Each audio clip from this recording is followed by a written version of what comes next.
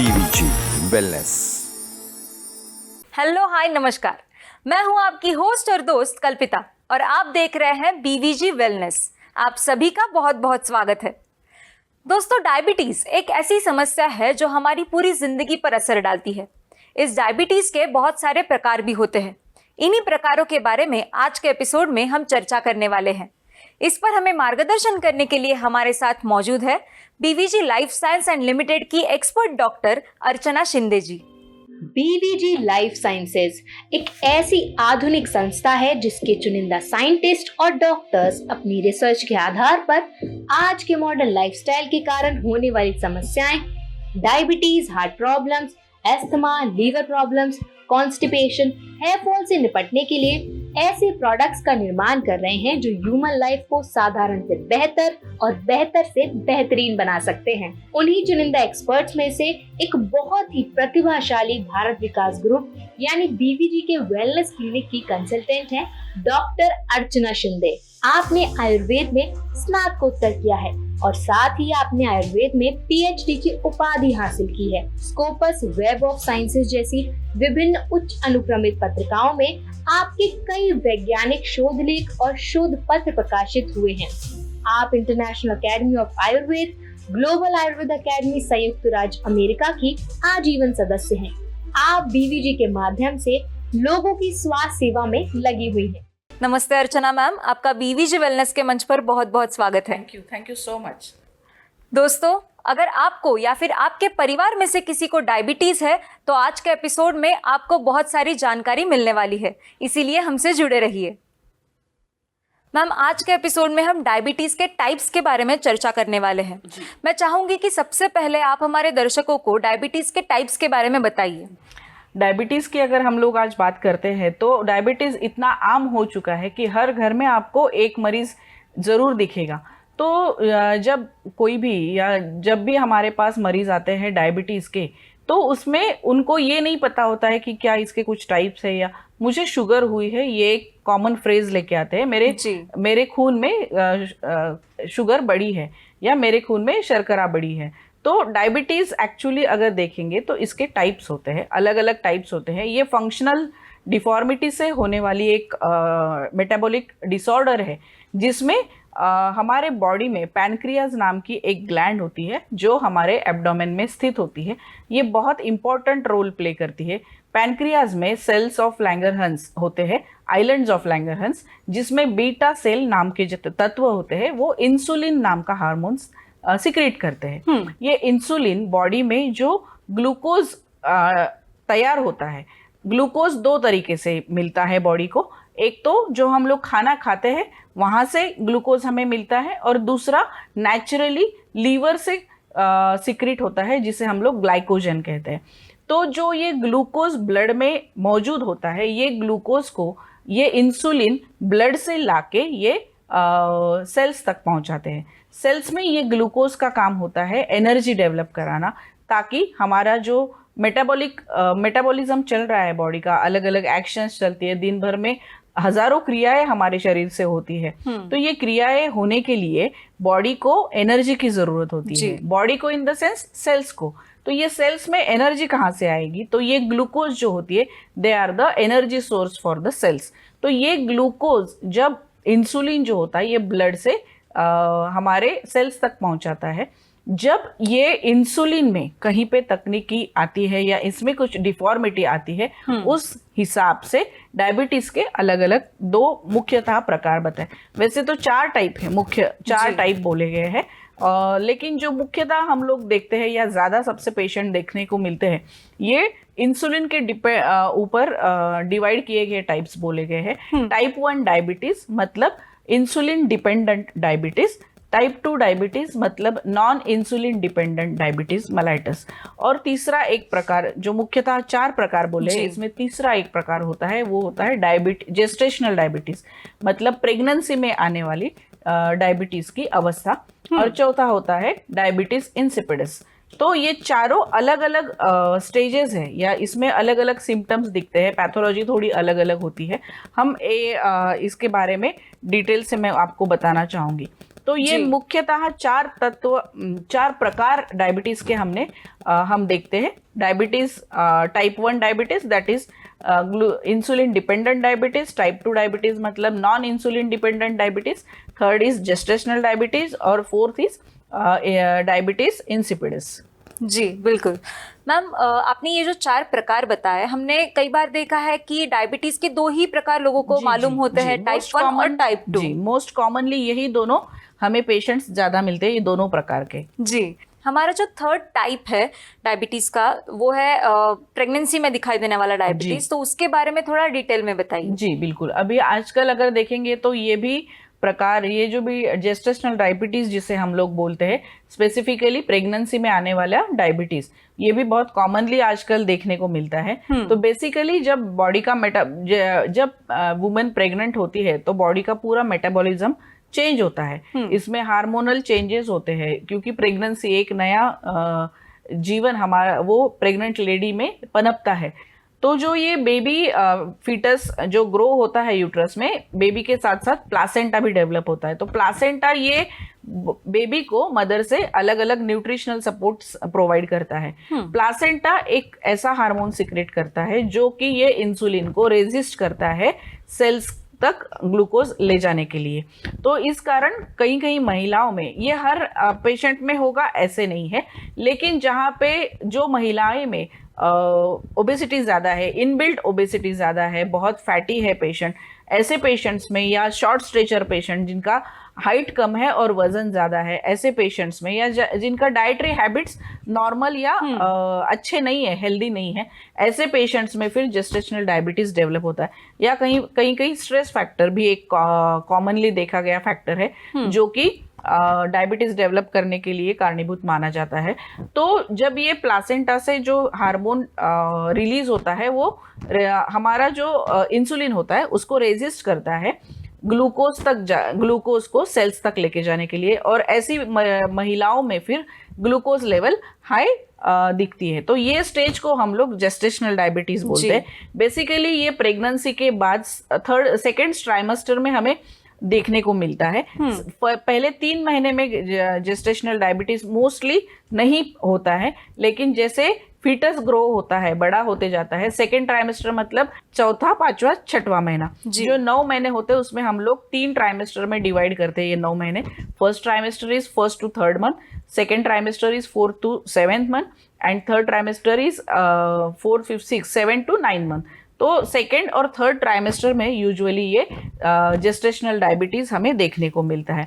ऐसे महिलाओं में फिर फूड क्रेविंग बहुत होता है, ऑल ऑफ अ सडन वजन बढ़ जाता है, पेशेंट को कभी कभी चक्कर आ जाता है, हाइपोग्लाइसेमिया हो जाता है, शुगर एकदम से डाउन हो जाती है, क्योंकि ऐसे इसमें शुगर सेल्स तक नहीं पहुंचती, वो ब्लड में ही रहती है। तो अगर सेल्स को एनर्जी नहीं मिलेगी तो पेशेंट को ब्लड शुगर्स डाउन हो मतलब उनको एनर्जी लेवल डाउन हो जाती है, ऐसे इसमें उनको चक्कर आते हैं।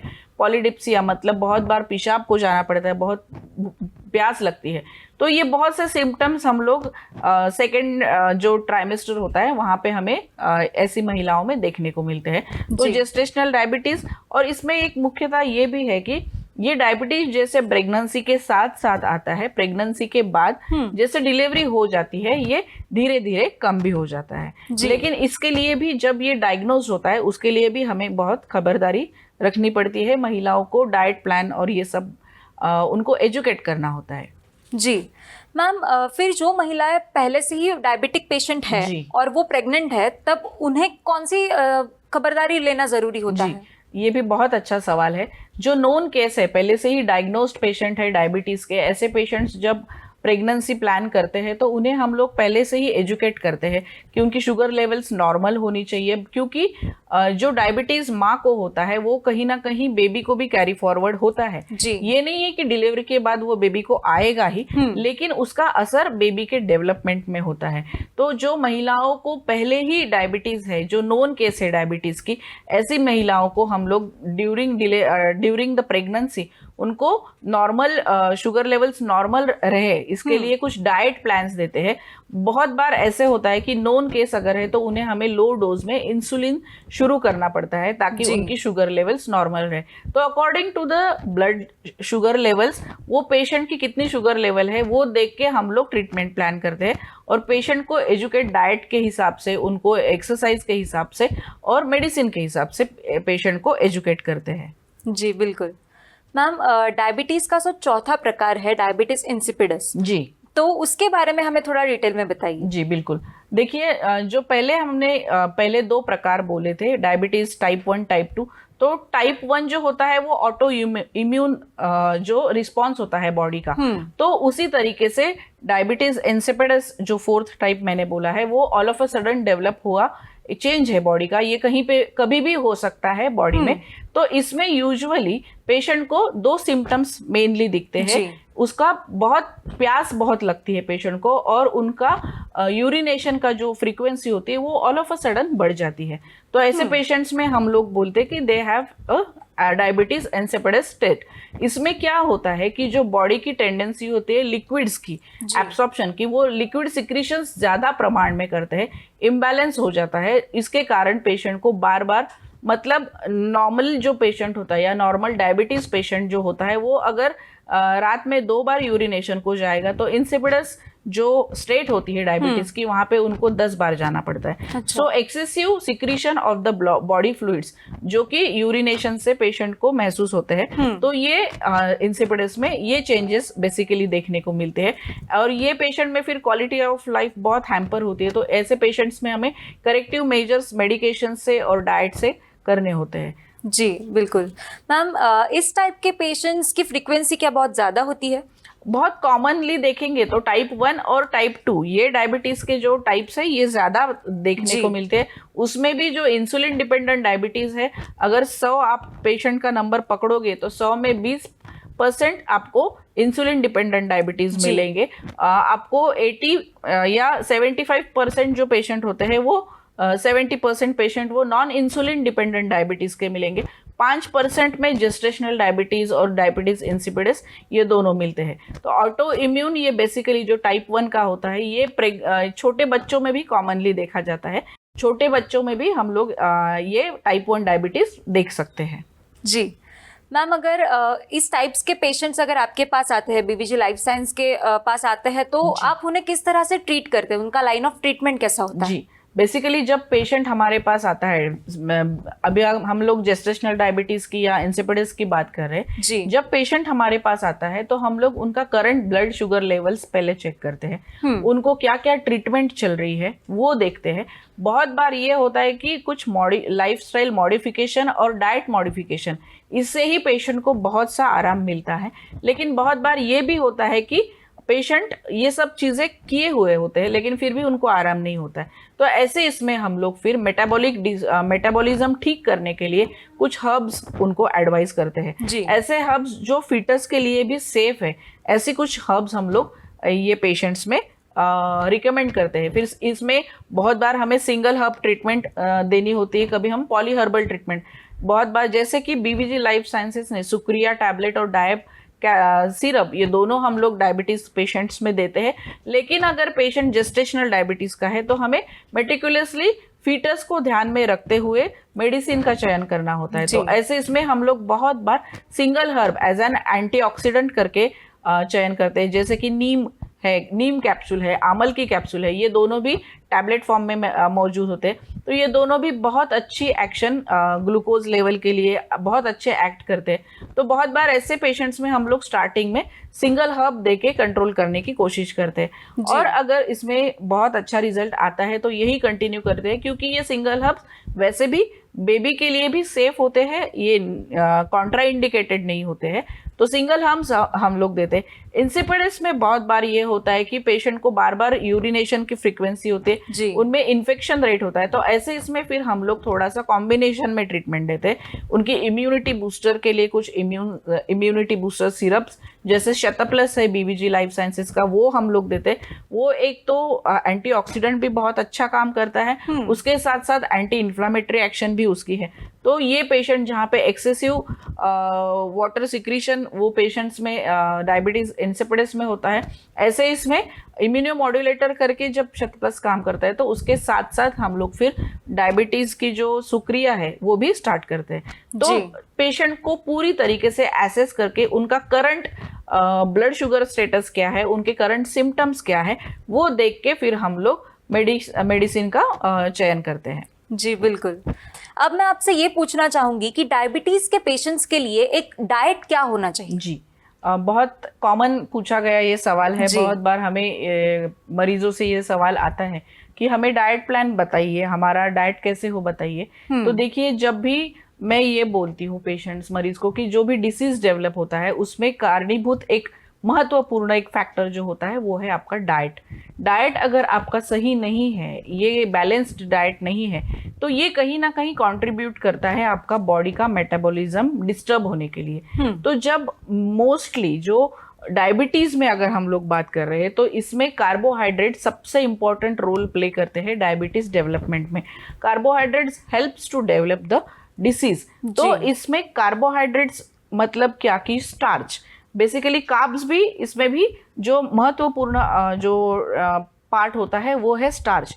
तो अगर आप स्टार्च ले रहे हो, स्टार्च युक्त कुछ खाना ले रहे हो, that is having a high glucose index, जो कि आपके बॉडी में ग्लूकोज की मात्रा बहुत ज़्यादा प्रमाण में बढ़ाता है, 70% के ऊपर बढ़ाता है। तो जो हाई ग्लाइसेमिक इंडेक्स वाले फूड होते हैं वो हमें डायबिटीज पेशेंट्स में हम लोग मना करते हैं। बेसिकली इसमें भी एक नया हमने फॉर्मूला पेशेंट्स को बताते हैं कि you have to follow MRP, या आप आपके किचन का एनालिसिस कीजिए। बहुत बार किचन से ही डिसीजेस डेवलप होते हैं। तो जैसे हम लोग किचन सर्वे बोलते हैं, जिसे आप किचन ऑडिट कीजिए, आपका बहुत इंपॉर्टेंट है। कोई भी डिसीज, अगर आपको डिसीज फ्री रहना है या डिसीज को रिवर्स करना है या डिसीज से आपको बचना है, तो यू ऑडिट योर किचन। तो किचन में जो अवेलेबल है, क्या हम खाते हैं, उसका हमें एक बार सोचना या उसके ऊपर हमें ध्यान देना बहुत जरूरी होता है। तो जो हमारे पास डायबिटिक के पेशेंट आते हैं उसे हम लोग बोलते हैं you follow the MRP diet. What is MRP? तो ये it is not a scientific basically, लेकिन ये हम लोग हमारी समझने के लिए, पेशेंट को अच्छी तरीके से समझाए, इसके लिए हम लोग उन्हें बोलते हैं कि you follow the MRP diet. वो क्या होता है? MRP, M stands for meet and milk. तो डायबिटीज पेशेंट्स में मीट मतलब फ्लेश और मिल्क प्रोडक्ट्स, ये दोनों से आपको परहेज रखनी है। ये हम पेशेंट्स को सबसे पहले बताते हैं। मिल्क इसलिए कि मिल्क में केसीन नाम का एक तत्व होता है जो कि बीटा सेल्स को इनहिबिट करता है। बीटा सेल्स की जो पावर होती है उसे कम इनहिबिट करते हैं उसकी पावर, और वो फिर इंसुलिन का एब्सॉर्प्शन या इंसुलिन का प्रोडक्शन करने के लिए उसे प्रभावित करता है। तो इसलिए हम लोग बोलते हैं कि मिल्क प्रोडक्ट्स आप बिल्कुल कम कीजिए। उसमें भी दूध, बफेलो मिल्क, बफेलो से बने जो भैंस के बने हुए चीज़ें होती है, जो बाय प्रोडक्ट्स होते हैं, वो आप ना खाइए। मीट एक बहुत इंपॉर्टेंट, जो कि डाइजेशन के लिए बहुत टाइम लेता है और it is not recommended in the diabetic patient. जो रेगुलरली खाने वाले, ऐसा नहीं है, मैं हमेशा पेशेंट को ये नहीं बोलती कि ये पूरा बंद कीजिए, लेकिन अगर आप हफ्ते में 3 बार अगर आप नॉन वेज खा रहे हो तो उसका प्रमाण आप थोड़ा सा कट डाउन कीजिए। उसके साथ हम लोग सेकेंड जो R मतलब M तो हो गया meat and milk products, R is the refined products. Refined products मतलब क्या कि जो नेचुरल प्रोडक्ट है उसे पॉलिशिंग करके बनाए गए। रिफाइंड ऑयल हम लोग खाते हैं, रिफाइंड ग्रेन्स हम लोग खाते हैं। तो जो पॉलिश्ड चीजें होती है उसमें जो तत्व होते हैं वो कहीं ना रिफाइनिंग में चले जाते हैं, वो नहीं रहते, और उसमें कोई भी इंग्रेडिएंट जो हमारे शरीर के लिए उपयुक्त है वो नहीं रहता है। तो हम लोग सिर्फ खाली खा रहे हैं, उसमें कोई भी हमें विटामिन है, मिनरल्स है, वो बिल्कुल भी मिलते नहीं है। इसलिए हम लोग बोलते हैं कि रिफाइंड फ्लोर्स रहते हैं, जैसे कि आटा, रिफाइंड आटा रहता है, तो वो भी हम लोग बोलते हैं कि आप ना खाएं, कम खाएं। तीसरी चीज, avoid packed food. P stand for packed food. जो कि पैक्ड है उसे पैक्ड रहने दीजिए, वो ना खाए आप। वो जो ताज़ा बना हुआ है, आप खुद जो ताज़ा बनाते हो वो खाना खाइए। तो आजकल इंस्टेंट का ज़माना है, तो जी। पैक्ड फूड जो अवेलेबल है, इंस्टेंट नूडल्स है, इंस्टेंट फूड है, सब्जियां इंस्टेंट मिलती है जो कि पैक्ड फूड में आती है, आप खोलो और गरम करो और खा लो। तो अवॉइड दैट थिंग्स, बिकॉज उसमें न्यूट्रिशनल वैल्यू जो हमें मिलने वाली है वो नहीं मिलती। अगर वहां पे न्यूट्रिशनल वैल्यू नहीं है, that goes to the carbs, it is rich of the carbs. और कार्ब्स कहीं ना कहीं आपको हाई शुगर इंडेक्स देने वाले चीजें या फूड कंटेंट्स होते हैं। तो ये एमआरपी हम लोग बोलते हैं कि एमआरपी पे ध्यान दो।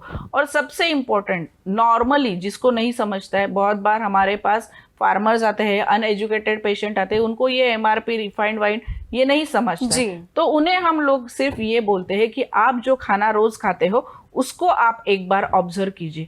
आपके खाने को आप 4 पोर्शन में डिवाइड कीजिए।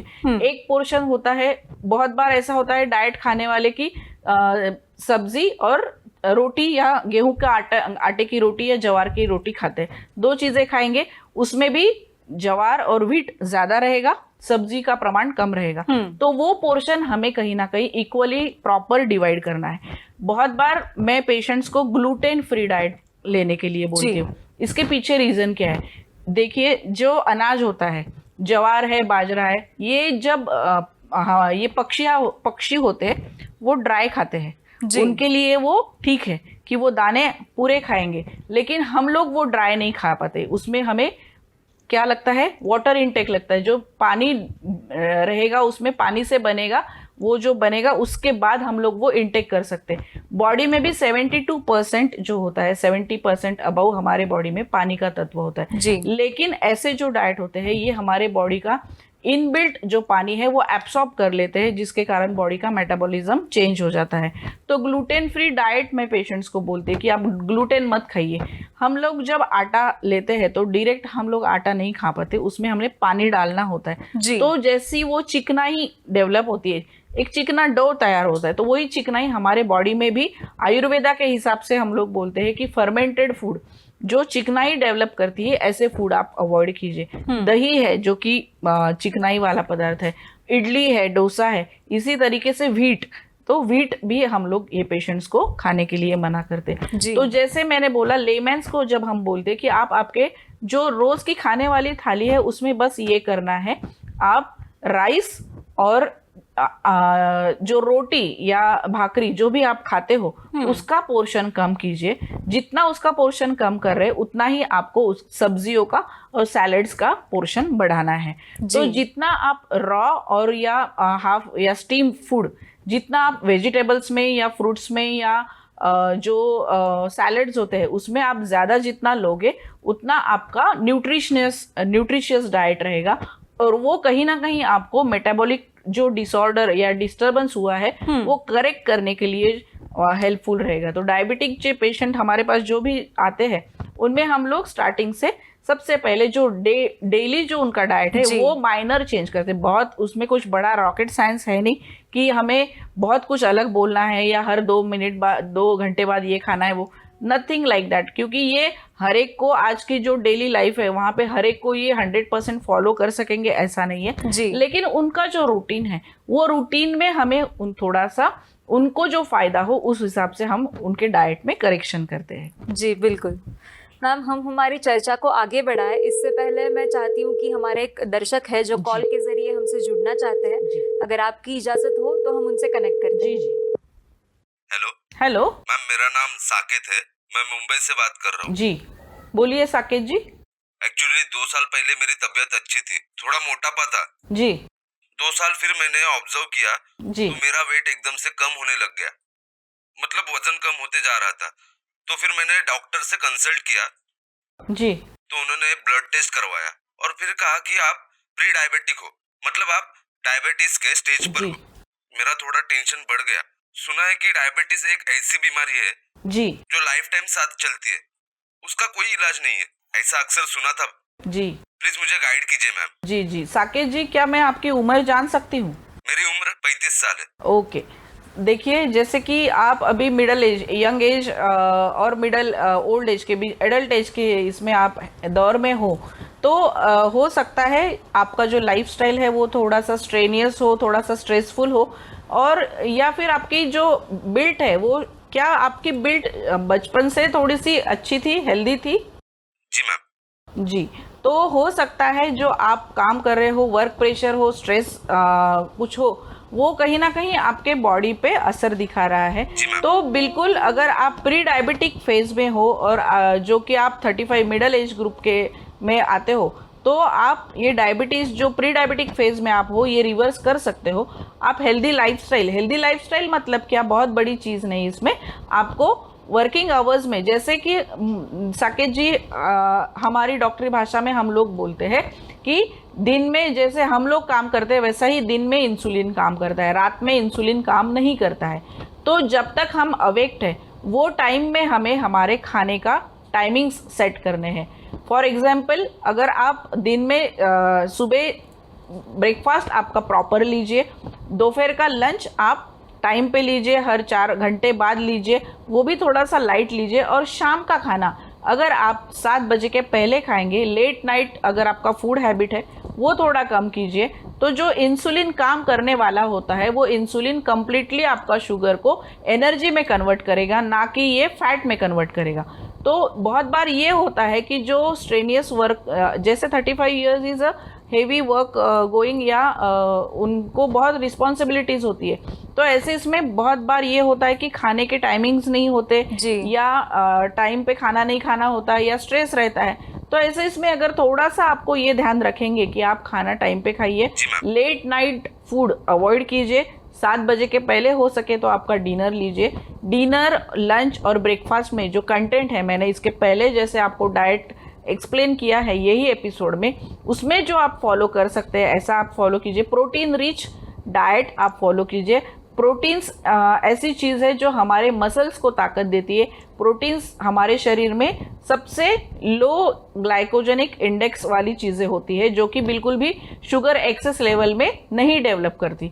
तो हाई प्रोटीन और लो कार्ब डाइट आपको लेना है। ऐसे कार्ब्स जो कि हाई ग्लाइसेमिक इंडेक्स वाले हैं, ऐसे कार्ब्स आप अवॉइड कीजिए। अगर आप aerated soft drinks, cold drinks अगर ले रहे हैं, उसका सेवन आप थोड़ा सा अवॉइड कीजिए। खाने के साथ साथ अगर आप मेडिटेशन या थोड़ा सा एक्सरसाइज करेंगे, एक्सरसाइज जैसे कि आप मुझे बोल रहे हो कि वेट लॉस हो रहा है, तो हमें ये वेट लॉस सडन नहीं करना है और ज़्यादा भी नहीं करना है, क्योंकि अगर आपकी फिजिक नॉर्मली फिजिक आपकी थोड़ी सी हेफ्टी है, तो वो जब बहुत कम हो जाएगी, वेट कम होगा, तो शायद वो कहीं ना कहीं आपकी इम्यूनिटी भी हैम्पर करेगा। तो ऑल ऑफ अ सडन हमें ये भी ध्यान रखना है कि ऑल ऑफ अ सडन आपका वेट लूज ना हो। इसके लिए आपको प्रोटीन रिच डाइट खाना ज़रूरी है। मेडिटेशन, योगा, ब्रिस्क वॉकिंग, इसका आप प्रयास कीजिए। हो सके दिन में 40 मिनट अगर आप हो सकेंगे तो ब्रिस्क वॉकिंग कीजिए, और टाइम पे सोना है। ये 3 पिलर्स है, फूड, आपका एक्सरसाइज और स्लीप, ये तीनों पिलर्स है हेल्दी लाइफ के लिए। आयुर्वेदा में हम लोग इसे त्रयोस्तंभ बोलते हैं, जो कि आपके हेल्दी लाइफ बरकरार रखने के लिए तीनों का आपको प्रॉपरली बैलेंस रखना होता है। तो रात को 6 से 8 घंटा आपकी पीसफुल नींद होनी ज़रूरी है। लेट नाइट स्लीप अवॉइड कीजिए। 9-10 बजे आप अगर सो सकते हैं, अगर आपका वर्क प्रोफाइल अगर ऐसा है कि जहां आपको आपकी लाइफस्टाइल करेक्ट करने की बिल्कुल, अगर लाइफस्टाइल करेक्ट करने के आपको चांसेस मिल रहे हैं, तो बिल्कुल आप ये तीनों चीज़ों पे काम कीजिए। और डाइट, मैंने जैसे बोला, प्री डायबिटिक पेशेंट्स में बहुत बार डाइट ही बहुत की रोल प्ले करता है। उन्हें दवाई ज़्यादा खाने की या मॉडर्न मेडिसिन लेने की, जो डायबिटिक होते हैं डायबिटीज़ की दवाई खाने की ज़रूरत भी नहीं पड़ती है। तो ऐसे इसमें अगर आप थोड़ा सा आयुर्वेदा के कुछ हर्ब्स, वो भी जो एंटीऑक्सीडेंट करके काम करेंगे, उसका भी अगर आप सेवन करेंगे, तो वो कहीं ना कहीं आपको ये फेज रिवर्स करने के लिए ज़रूर हेल्प करेगी। और कुछ सवाल है आपका? नहीं ma'am, thank you so much. Thank you so much. Thank you so much Saket ji, आपने अपनी समस्या हमसे शेयर की। मुझे यकीन है कि मैम ने आपके सवाल का जवाब आपको दे दिया होगा। अगर आपके मन में और भी कोई सवाल है तो आप कभी भी स्क्रीन पर दिए गए नंबर पर हमें कांटेक्ट कर सकते हैं। मैम, बीवीजी लाइफ साइंस के जो प्रोडक्ट्स है, सुक्रिया टैबलेट्स और डायप सिरप, ये दोनों प्रोडक्ट्स डायबिटीज़ के इन सभी प्रकारों में किस तरह से हेल्पफुल साबित होते हैं? जी, हमने जब ये प्रोडक्ट डिज़ाइन किया तो एज अ होल ट्रीटमेंट, जो कि हमने टाइप वाइज ये डिज़ाइन नहीं किया, तो डायबिटीज़ में बेसिकली क्या पैथोलॉजी होती है वो सोच के एज अ होल हमने ये डिज़ाइन किया प्रोडक्ट है।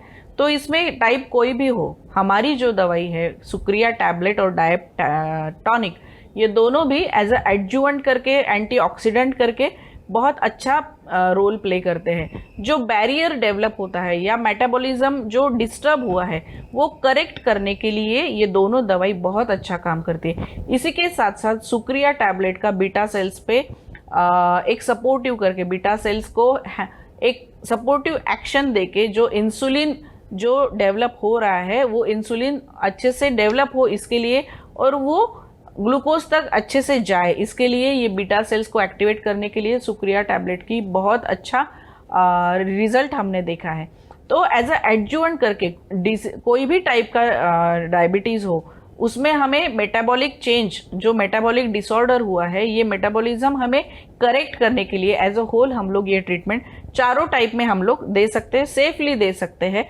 बस यही है कि इसका जो डोसेज है, इसका जो प्रमाण है, कितने दिन तक लेना है, कितनी मात्रा में लेना है, ये टाइप और वो पेशेंट का वेट, एज, सेक्स, ये सब देख के हम लोग डिफर करता है। तो इसमें इंडिविजुअली हर पेशेंट को हमें जांच करनी बहुत ज़रूरी होती है।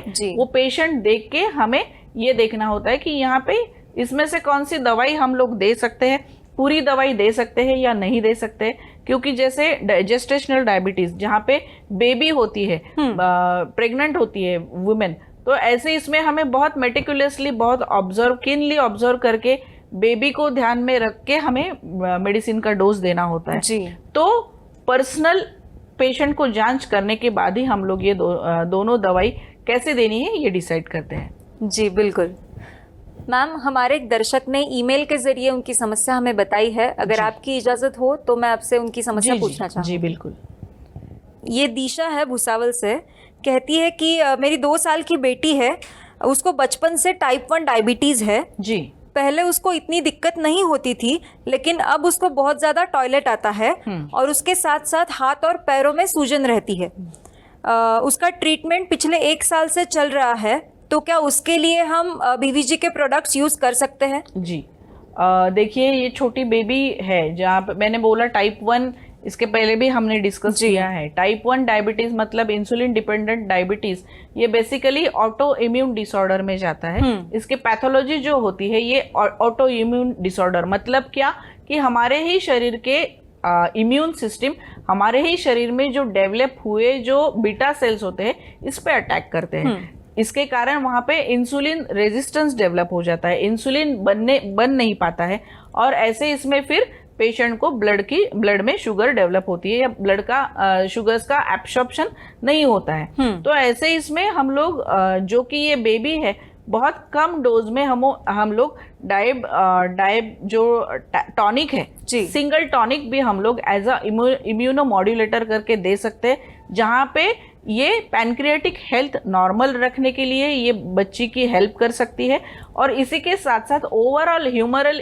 इम्यूनिटी बढ़ाने के लिए हम लोग इम्यूनिटी बूस्ट के लिए शत प्लस जो हमारी सिरप है ये भी साथ साथ दे सकते हैं, ताकि पेशेंट की जो डेली इंसुलिन की रिक्वायरमेंट है ये कहीं ना कहीं वही लेवल पे मेंटेन रहे, ये ना बढ़े। बहुत बार जब ये हम लोग एज अ इम्यूनोमॉड्यूलेटर या एज अ एडजुवेंट देते हैं तो इसके रोल अलग अलग होते हैं। फॉर एग्जांपल, जब हम लोग दवाई टाइप 1 डायबिटीज़ में देते हैं तो यहाँ पे हमें ये अपेक्षित होता है कि वो पेशेंट डायबिटीज़ का पेशेंट है, उन्हें इंसुलिन तो लगने ही वाला है, वो बंद होने वाला नहीं है। लेकिन ये पेशेंट्स ऐसे होते हैं कि कभी कभी इनको इंसुलिन का डोसेज रेजिस्ट हो जाते हैं, तो ये रेजिस्टेंस डेवलप ना हो इसके लिए हमारी दवाई एज अ इम्यूनिटी मॉड्यूलेटर करके काम करती है। सेकेंड टाइप का जो डायबिटीज़ है, जहाँ पे हम लोग मेडिसिन्स देते हैं, ओरल मेडिकेशंस, मॉडर्न मेडिकेशंस देते हैं, ताकि वो बीटा सेल्स को एक्टिवेट करने के लिए हेल्प करते हैं, या इंसुलिन जो डेवलप हो रहा है वो स्ट्रांगली डेवलप हो, अच्छे क्वालिटी का डेवलप हो,